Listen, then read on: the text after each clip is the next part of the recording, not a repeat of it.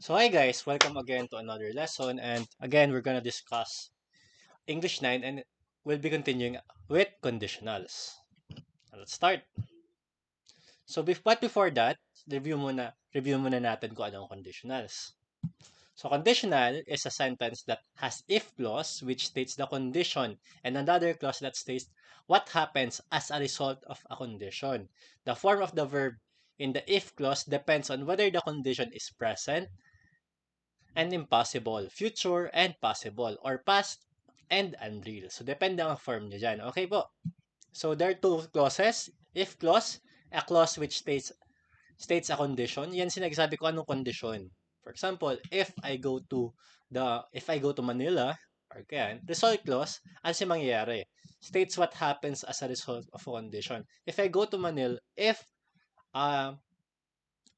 go to Manila, I'll visit BGC. Ganyan. So ganyan ang ano. So, if clause, anong condition? Result clause, anong mangyayari kung matupad yung condition?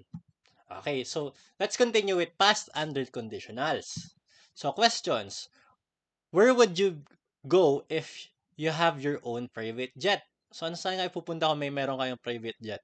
What would you do if you have more money?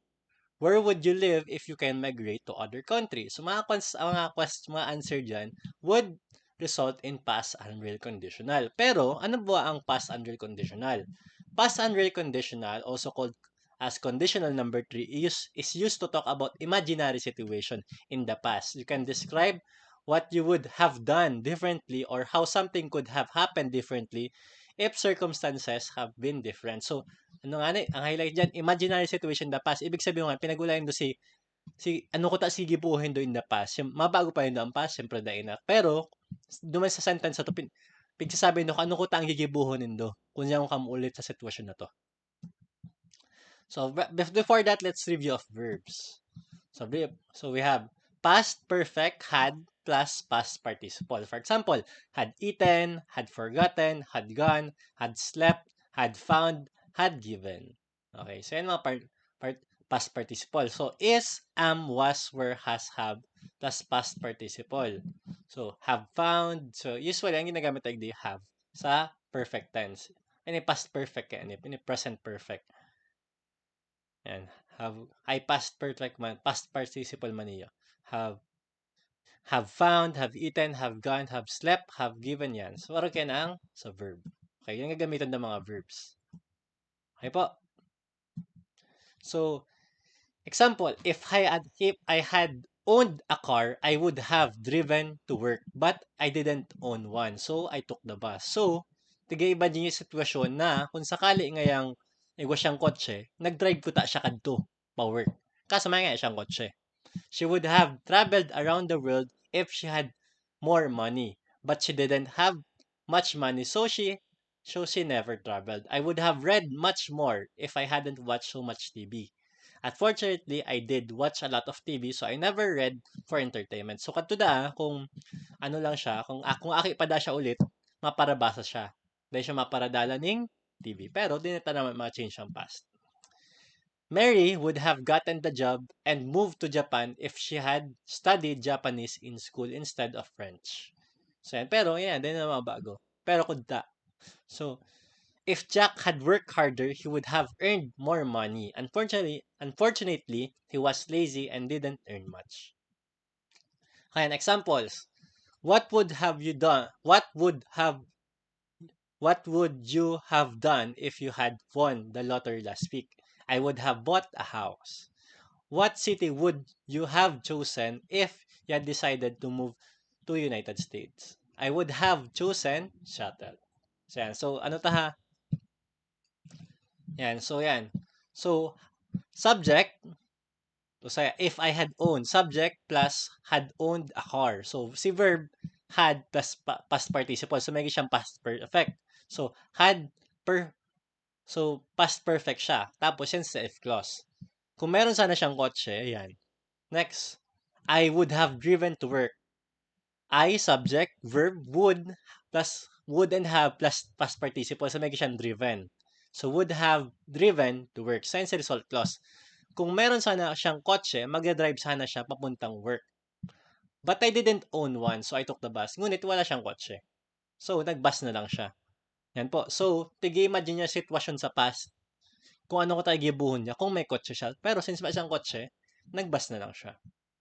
Yan. If Jack had worked harder, subject, verb, past perfect, kung nagsipag sana siya, he would have earned more money. So, subject he would have plus participle. So, yan. Tapos, yan. So, unfortunately, he was lazy and he didn't earn much. So, kung nagsipag sana siya, marami sana siyang may ipon na pera. Ngunit siya ay tamad, kaya di siya nakakita ng maraming pera. So, sorry for I'm not Filipino major, so tigitry ko lang i-translate para sa inyo, para maintindihan mo. Kung kadto ngaya, nag-work hard si Jack, kada ko nga siyang kwarta. Kaso, di nga siya di nga siya nag-work hard. Kaya, di siya naka-earn na kwarta. Remember, only use if. Only word if is used with past under conditional because you are discussing imaginary situation when cannot be used. So, tandaan mga bata na ang if ginagamit lang siya sa past under conditional. Dahil nag-when kasi ang when, yan ginagamit siya sa regular things na nangyayari. Okay po. I would have bought that computer when it had been cheaper. Not correct. Kasi, di ba siya regular nangyayari. I would have bought that computer if, imaginary situation, so if it had been cheaper. So, yan ang correct. Exception with modals, yan. Would have, can, could have. Di ka na magsabing would have, can. We should say could have. So, yan, would, pwede mo siyang dibayan, depende sa use. Yan.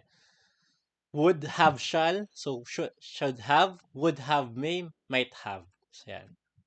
If I gone to Egypt, I could have learned Arabic. So, would plus can, wag siyang could have. If she had time, she might have gone to the party. Would plus may or might, it equals to might have. Note, could, should, might, ought include to conditional. So, you cannot combine them with would have. So, di ka magsabing, I would have could. Mali.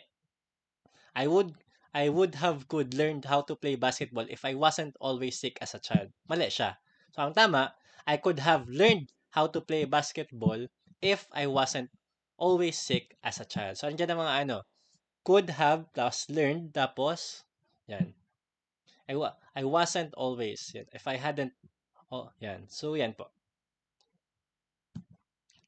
If I had more time, I could have exercised. Dapat, yan. So, if he had invited you, might have gone. So, had more than had. And so, thank you for listening. If you have any questions, feel free to ask me any question on my messenger. Bye-bye.